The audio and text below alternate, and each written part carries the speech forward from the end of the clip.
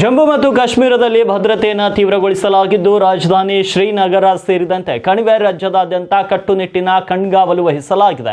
August 15ರ ಸ್ವಾತಂತ್ರ್ಯ ದಿನಾಚರಣೆಯ ಮುನ್ನೆಚ್ಚರಿಕೆ ಹಾಗೂ ಇಂದಿಗೆ ಜಮ್ಮು ಕಾಶ್ಮೀರಕ್ಕೆ ವಿಶೇಷ ಕಾಯ್ದೆ ನೀಡಿದ ಆರ್ಟಿಕಲ್ 371 ಮತ್ತು 35A ರದ್ದಾಗಿ 7 ವರ್ಷ ಪೂರೈಸಿರುವ ಹಿನ್ನೆಲೆ ಈ ಹೈ ಅಲರ್ಟ್ ಘೋಷಿಸಲಾಗಿದೆ.